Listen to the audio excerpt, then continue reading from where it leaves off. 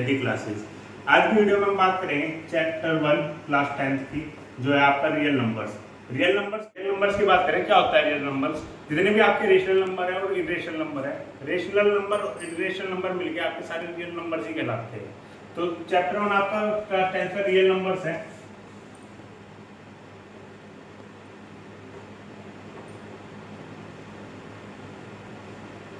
बात करें क्या किस टाइप के क्वेश्चन इस चैप्टर में है। पहली एक्सरसाइज में आपको प्राइम फैक्टर्स निकालने हैं। प्राइम फैक्टर्स हमने पहले भी वीडियो में डिस्कस किया था।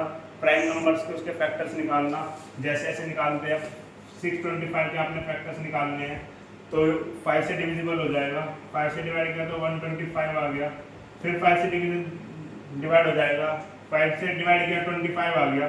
देन 5 से डिवाइड किया 5 आ गया। 5 से डिवाइड किया 1 आ गया। ये 5 प्राइम नंबर है। प्राइम से आपने इसके फैक्टर्स निकाल लिए, तो ये आपका प्राइम फैक्टराइजेशन कहलाता है। तो फर्स्ट एक्सरसाइज में मोस्टली इसी टाइप के क्वेश्चन है, प्राइम फैक्टराइजेशन। सेकंड टाइप के क्वेश्चन है आपके नंबर दे रखा है, इसको आपको कंपोजिट नंबर प्रूव करना है। क्या होता है कंपोजिट नंबर? ऐसे नंबर जिनके 2 से ज्यादा फैक्टर्स हो वे आपके कंपोजिट नंबर कहलाते हैं, और जिनके सिर्फ 2 फैक्टर्स होते हैं वे आपके प्राइम नंबर कहलाते हैं। 2 फैक्टर्स कौन से होंगे प्राइम नंबर्स के? एक तो 1 और द नंबर इटसेल्फ। एक तो 1 होगा उसका फैक्टर, और एक जो नंबर है वो खुद ही अपना फैक्टर होगा। ऐसे नंबर को प्राइम फैक्टर कहते हैं। इसको आपको कंपोजिट नंबर में शो करना है। कैसे शो करेंगे? ये पूरी एक नंबर कहलाता है 7 डियर। यहाँ पे टोटल 2 नंबर्स है आपके, 3 × 5 7 और एक हो गया 7। इन दोनों में से आप 7 कॉमन ले लिया। यहाँ पे ब्रैकेट में बचा 3 × 5 + 1। मल्टीप्लाई करेंगे आप, यहाँ पे 15 हो गया। 1 एज इट इज आ गया। आप इसकी मल्टीप्लाई करेंगे, 15 और 1 कितना हो गया? 16 हो गया। तो इसके 2 फैक्टर्स आए, एक तो 7 और 16 के अगर आप फैक्टर करेंगे तो 2, 4, 8 बहुत सारे फैक्टर्स होते हैं। तो इसलिए ये नंबर हमारा क्या हुआ? कंपोजिट नंबर हुआ, क्योंकि इसके 2 से ज्यादा फैक्टर्स हैं। आई होप आपको समझ में आ गया। पहली एक्सरसाइज में इसी टाइप के क्वेश्चन है। सेकंड एक्सरसाइज में आपके एलसीएम एचसीएफ से रिलेटेड क्वेश्चन है। आपको एलसीएम फाइंड आउट करना है, एचसीएफ फाइंड आउट करना है, या आपको एलसीएम दे रखा होगा, एचसीएफ दे रखा होगा, एक नंबर दे रखा होगा, आपको दूसरा नंबर फाइंड आउट करना है। लास्ट वीडियो में हमने डिस्कस किया था कि एलसीएम और एचसीएफ के अगर हम मल्टीप्लाई करते हैं तो वो प्रोडक्ट ऑफ 2 नंबर, जो आपको 2 नंबर दे रखे हैं उनकी प्रोडक्ट के इक्वल होता है। तो LCM multiply HCF equal to A multiply B होता है। इन 3 ये 4 डिजिट, यहाँ पे 4 अलग अलग चीजें हैं। इन 4 में से कोई सी भी 3 चीज आपको गिवन होगी तो कुछ भी पूछ लेगा। आपको एलसीएम दे देगा, 2 नंबर दे देगा, एचसीएफ पूछ लेगा, तब भी एक फॉर्मूला लगेगा। एचसीएफ दे देगा, 2 नंबर दे देगा, एलसीएम पूछ लेगा, तब भी एक फॉर्मूला लगेगा। एलसीएम एचसीएफ और ए दे देगा, बी पूछ लेगा, तब भी एक फॉर्मूला लगेगा। एक एग्जांपल देखते हैं। क्वेश्चन है आपको एचसीएफ दे रखा है 306 एंड 657 का 9। इसमें आपको एलसीएम पूछ रखा है, तो आपको एचसीएफ पहले ही गिवन है 9 है। एक नंबर आपका 306 है, दूसरा नंबर आपका 657 है। आपको एलसीएम फाइंड आउट करना है। फॉर्मूला लगाएंगे आप, क्या होता है? एलसीएम की एचसीएफ में मल्टीप्लाई करेंगे तो प्रोडक्ट ऑफ नंबर के इक्वल होगी। एलसीएम की एचसीएफ में मल्टीप्लाई करेंगे, एलसीएम आपको नहीं पता, एचसीएफ आपका 9 है, ए आपका 306 है और बी आपका 657 है। 9 यहाँ पे मल्टीप्लाई में है, उधर जाएगा तो डिवाइड में आ जाएगा। 306 × 657 डिवाइड में आ गया 9 से कट कर देंगे, 9 से डिवाइड हो गया। 9 3 × 27, 3 कैरी चला गया, 9 4 × 36, 34 टाइम्स डिवाइड हो गया। तो एलसीएम आया आपका 34 की मल्टीप्लाई 657 में करेंगे, और 34 की मल्टीप्लाई 657 में जो भी करेंगे, जो भी आपका मल्टीप्लाई करके आएगा वो आपका एलसीएम होगा। आई होप फर्स्ट और सेकंड एक्सरसाइज आपको समझ में आई होगी। नेक्स्ट एक्सरसाइज की बात करें तो नेक्स्ट एक्सरसाइज में क्या है?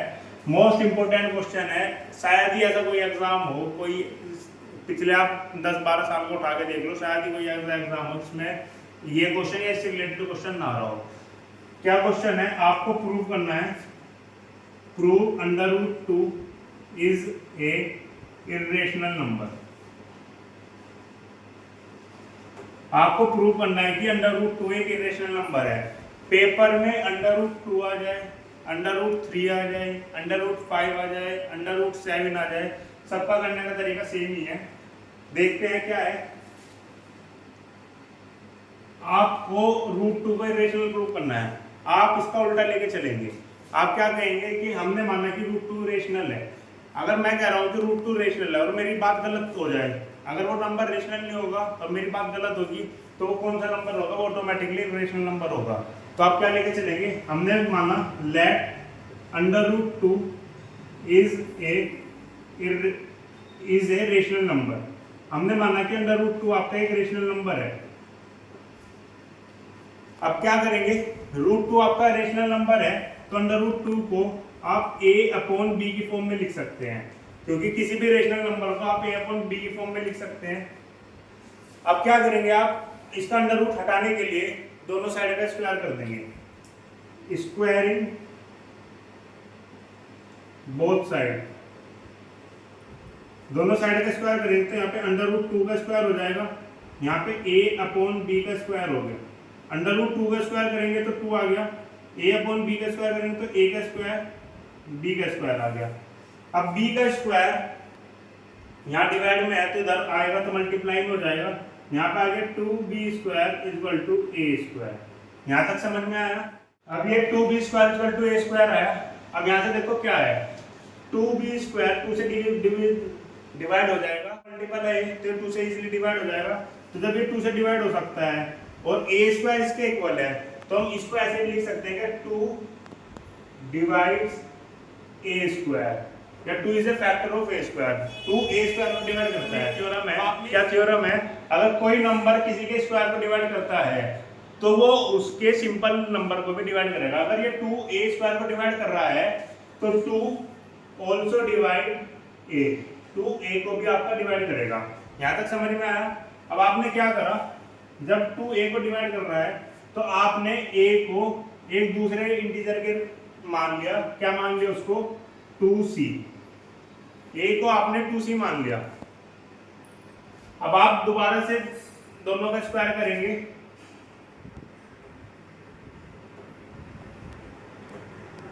स्क्वायरिंग बोथ साइड करेंगे। आप इसका a का स्क्वायर करेंगे तो a² हो जाएगा, तो यहाँ पे 2c का स्क्वायर करेंगे, a का स्क्वायर आ गया, यहाँ पे आ गया 4c का स्क्वायर, a² = 4c² आ गया। अब आप देखो a² आपका 2b² के इक्वल था, यहाँ पे पुट कर देंगे 2b² = 4c²। 2 से 4 को डिवाइड करेंगे, 2 से 4 कट जाएगा, 2 टाइम्स आएगा, b² = 2c² आ गया। सेम वही कि जब 2c² 2 डिवाइड्स 2c² है और 2c² आपका b² के इक्वल है, तो 2b² को भी डिवाइड करेगा।